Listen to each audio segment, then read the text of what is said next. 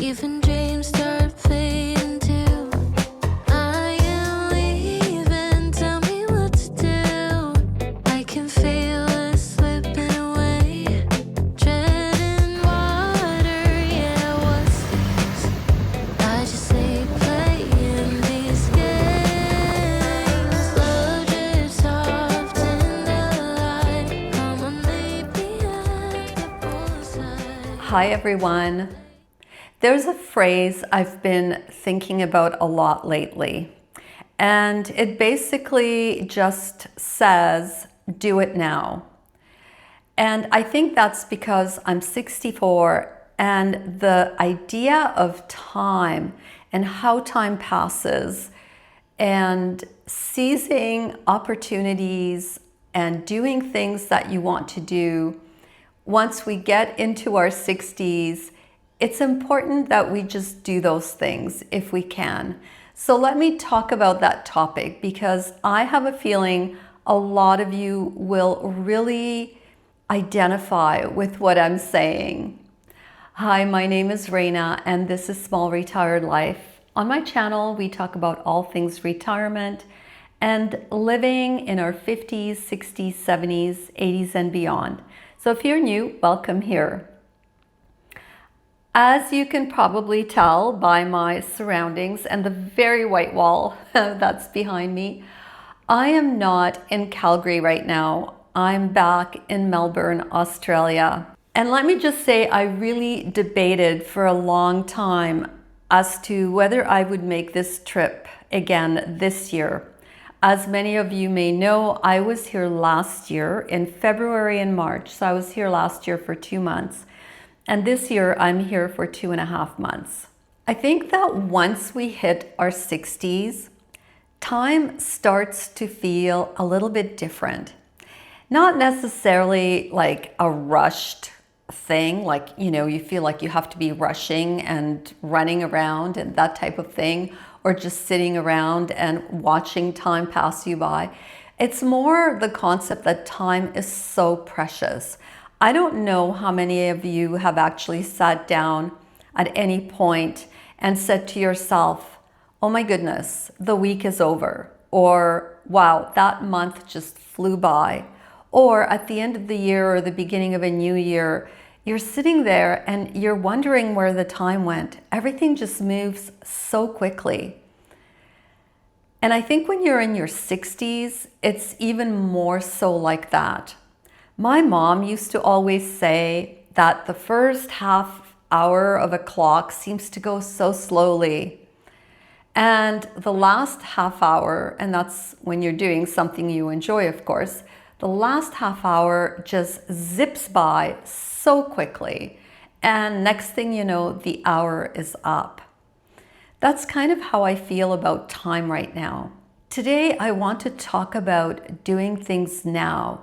And I don't mean in a reckless way where you're going to bankrupt yourself, but more so if you have the ability and the means to do something, then do it now, because you just never know what tomorrow will bring.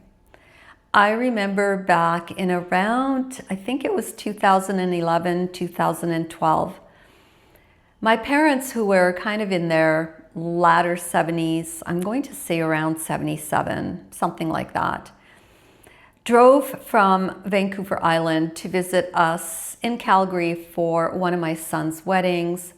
And my mom told us that she was diagnosed with Alzheimer's. Within 2 years, my mom completely disappeared.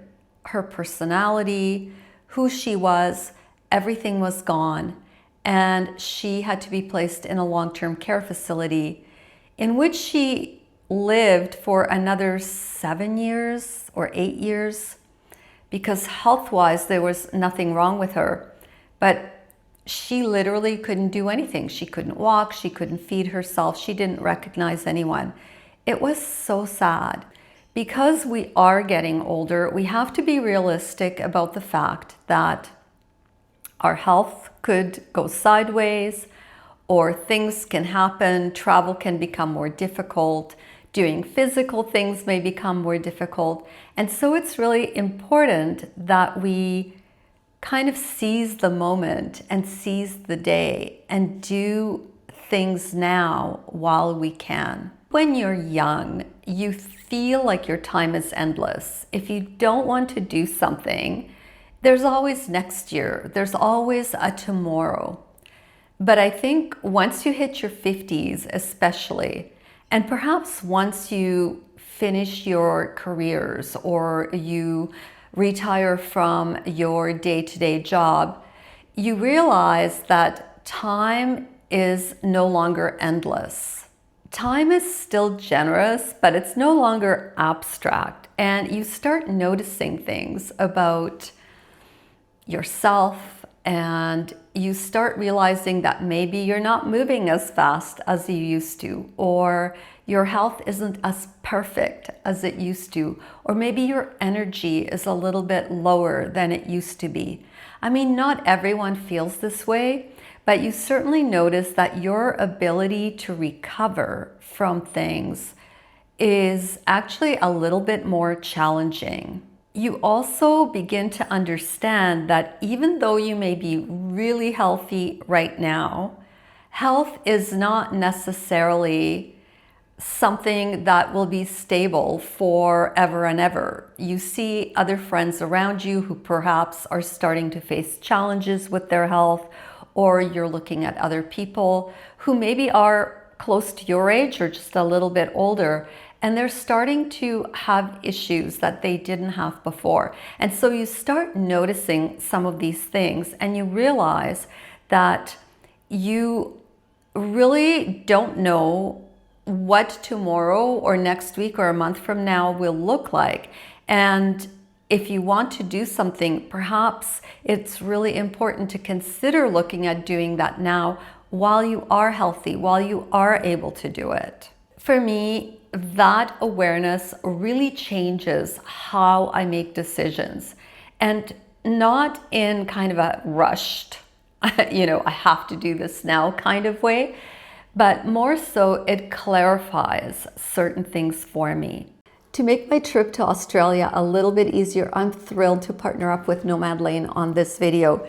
They make beautiful travel accessories that are very smartly designed. They're built to last, so that whole concept of buy once and use forever. And they're ethically made in hand-picked factories that produce high-quality workmanship. So Nomad Lane sent me their iconic bento bag. It is really well made. It's very sturdy. It's washable, and of course it has the over-the-shoulder strap to make it easier to carry. This bag has tons of pockets. It's got a padded section where I can fit a laptop. This will fit up to a 16-inch laptop. And in the other little pocket, I have my iPad.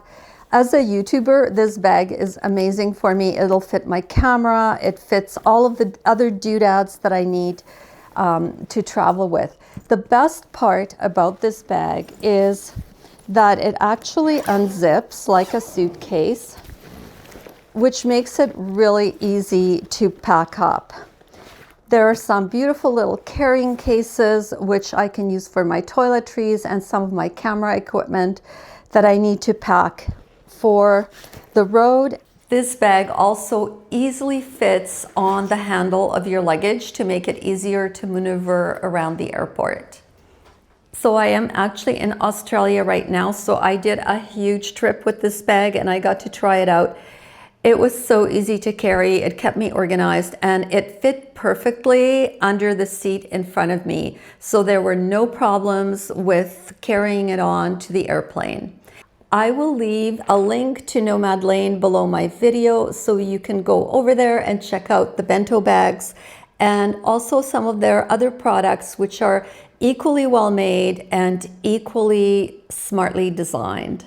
Thank you, Nomad Lane, for sponsoring my video. Let me tell you my Australia story.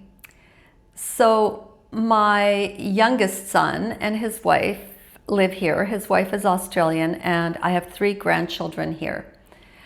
I was here in 2018 for about a 6-week visit just after I got laid off and just before I took a 1-year contract position.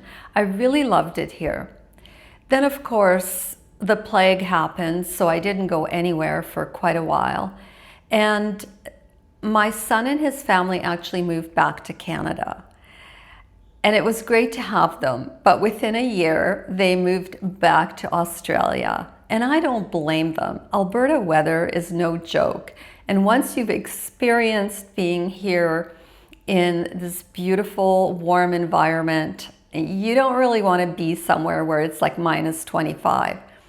So they came back here, and I realized that my grandchildren are growing so quickly, and I really wanted to see them. I wanted to physically see them. Yes, I could FaceTime, I could do all of these things, but I really physically wanted to see them. Well, the trips to come here are super expensive. And I couldn't afford it, at least not on what I was living on for my retirement income.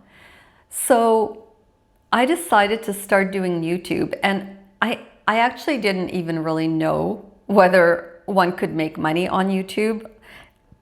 I knew people made money, but I didn't know how. And so I just started the channel hoping that, a miracle would happen, which it did. And then I kind of researched a little bit more on how you make money and how you monetize your channel and that type of thing. And I had decided if I make any money off YouTube, I would put it towards taking a trip to Australia. So I feel so grateful because I was able to do that last year, and I came here and it was so beautiful. I just feel like this is my true happy place. If I could live here, I would live here, but there's complications around that. The trip last year was around $20,000, and that's a lot of money. And this time around, I'm staying an extra 2 weeks. So last year I stayed 2 months. This time around I'm staying 2.5 months. And I knew it was going to be expensive. And I actually didn't feel like I would do the trip this year. I thought I would wait and do it next year. And that's where this whole concept of time kind of came in, because I was chatting with my sister and I was telling her, I don't know if I can actually make this trip. Yes, I can afford it, but it is a lot of money to put out, and for a second year in a row. And she said to me, well, I think it's worthwhile doing it now because you never know what'll happen next year. And I thought about that. And then I remembered the story of my mom and her diagnosis. And I realized, you know what? I'm really healthy right now. I feel good. And I have the money right now because I'm doing this YouTube thing. And so I have this money available. And money can be spent all kinds of ways. Yeah, I could invest $20,000, but I'm 64. I mean, how much more money do I really need in my investment account? I've done that my entire working life. I've saved money. I've sacrificed certain things in order to be able to retire. I had this huge plan. And now I have this opportunity to travel a little bit more because I have this extra money. So I realized I have to do this now. So I booked the trip. I firmly believe that the day that I'm sitting on my deathbed, and this is kind of morbid, but hear me out, I'm not going to be sitting there thinking, oh, I'm so glad that I put more money into my investment account and I have all this money that's left when I die. I think the memories that will be in my mind are the time that I spent with people I loved, the time that I had the opportunity to be able to watch my grandchildren grow, the time that I did things that gave me immense joy and that just made me happy. Those are the things that are so important and that I think we'll be thinking about when it's our time to go. When they interview very old people, like people in their 90s, this is what they talk about. They talk about their family, their friends, their loved ones, going places, seeing things, doing things that make them happy. And so that whole idea of seizing the moment and doing something while you can, it just really kind of manifested itself, like, to me so much since I've turned 64 last November. I want to be clear that I am not doing things now because I'm thinking about death or doom or anything like that. No, but it's more about respecting the time that you're in. Your 60s are this perfectly rare quartet of enough independence, enough wisdom, enough time, and enough good health where you can go and do whatever it is that you want to do. Sometimes that combination of four things doesn't always repeat itself as you start getting a little bit older. And so it's not about being reckless, but it truly is about recognizing and being practical about the fact that now is your ability to do all of this stuff. Right now, I'm healthy enough that I can make this insane long trip to Australia. I mean, in total, it's, probably around 25, 26 hours. It's hard on your body. Sitting in an airplane for 15 hours in cramped little seats, there might come a time where I can't do that anymore.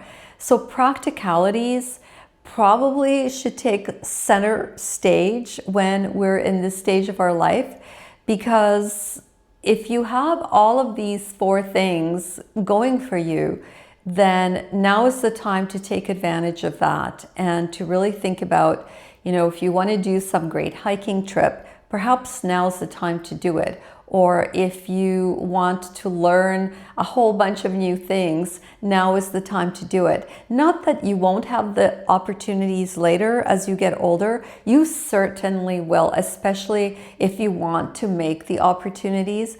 But sometimes other things may interfere, and they may be things that you perhaps don't have a lot of control over. The way I look at it is that this is a good moment, and so I am going to honor it by doing the things that I've really wanted to do for many, many years and have not had the opportunity. Well, now I have the opportunity, so I am seizing it. Sometimes it's not necessarily even big things that we put off. So it's not like the big trips, like what I'm doing, but it could be smaller things too. It could be like, you're not taking a certain class, or you're putting off learning a new language, or learning a new hobby, or doing something that perhaps is a little bit physical and requires exertion. There's all these small little things that we don't do, and we kind of tell ourselves, oh, I'm going to do them later when the time is right. And the fact is that, again, when we hit our 60s, seize the moment and do those things now. It's time to do them now, because you don't know what next week will look like. It's a sobering thought, but it's also kind of a push to get us off our butts to go and do some of these things we've been talking about or thinking about, and haven't really given ourselves that extra push to go and do them. So I guess what I'm doing is hoping that this video gives you that little extra push to go out there and do the things that you have been thinking about. It doesn't matter how small or how big. Do them. And if you don't have the means to do them, try and find something creative that will enable you to make a dream come true. Actually, part of the fun in retirement is that if you want to do something, and like me, I didn't have the money to go and do these big trips, not without putting my retirement savings into a little bit of a more precarious position, I figured out a way to make my trip happen, and I just put in the extra effort. Sometimes it does take a little bit of extra effort to be able to go and do the things you want to do, but it is so worth it. It truly is worth it. I mean, I'm here, it's not winter here, and I keep telling myself how blessed I feel and how good I feel that I can walk outside my little Airbnb here and it's really warm out there, and I can trek over and make my way to the beach and that type of thing. I don't know about you, but I also find that whenever I started delaying things or putting them off, I end up not doing them at all. I think it's just human nature. We all tend to be somewhat of a procrastinator, I guess. I mean, I know some of you are probably real go-getters and you get out there and you do all the things. And I don't think I'm a total procrastinator, but I am a little bit. I mean, I do sometimes leave things till the last minute. The difference is that even if I leave things to the last minute, I still do them. Often when we put things off and we put them in the back of our minds, we start thinking that we can't even do that thing. When in actual fact, if we kind of make it a priority and we say to ourselves, we need to do this now is a good time, then we find a way to do it. At least I'm like that. I guess I always believe that in order to make things happen, you have to actually push yourself to do at least step number one. And step number one usually leads to step number two. Energy is a currency. Our energy has ebbs and flows, and sometimes we have more energy than other times. Sometimes we are more curious about things than we are at other times, or there's moments when we're more motivated and moments where we're not. If you are motivated and you are in the mood to do something, then if the opportunity comes knocking, just take it, because that energy and that motivation may not be there 5 or 6 years from now. And then you will have missed out on doing something that is either meaningful to you or that might bring you an incredible amount of joy. Energy is definitely finite. There will come a time where many of us will have less energy than we do now. And so again, I think doing things now and engaging in activities and our hobbies and our travel and our physical exercise, now is the time to do that. I always say that doing it now can be as small as just getting outside for a walk, or wearing the clothes you love that are sitting in the back of your closet, or using your best china. It's all about doing things that make you happy and make you smile. Those do not have to be big things, but motivate yourself to actually get up and take the china out of the cabinet and set a great table, or whatever it is that makes your heart beat faster and makes you excited about what could happen or what could be. Do those things now.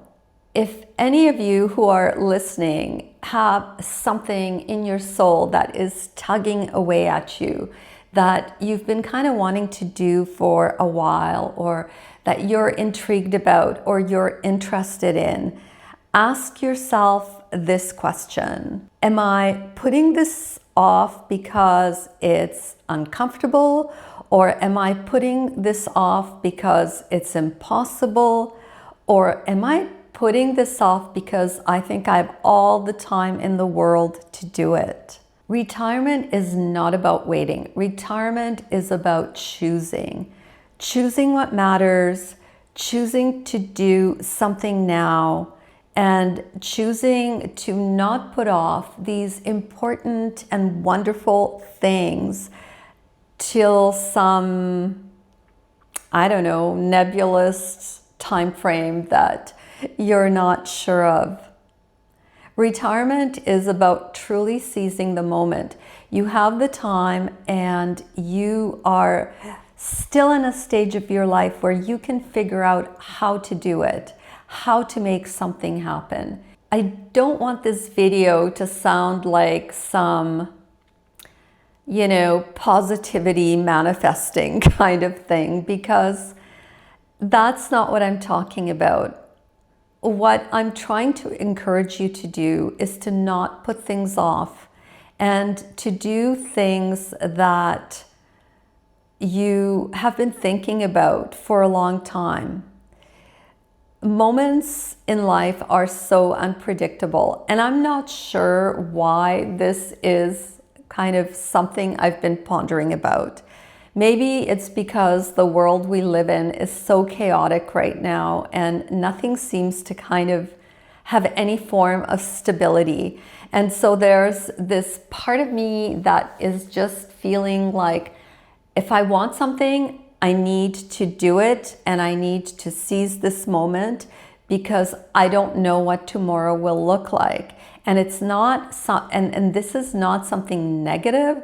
This is something that's positive, because when you seize the moment, when you go and you do the things that you've been ruminating on and that you've been wanting to do, oftentimes you find joy and peace and you learn new things and you get excited about life all over again. So this is it for this week. I hope you get inspired a little bit to get out there and to do something that you've wanted to do for a long time by listening to this video.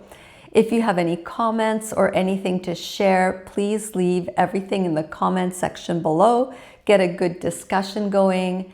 And again, I would like to thank Nomad Lane for sponsoring my video. And I will see you all next week at the same time. Bye.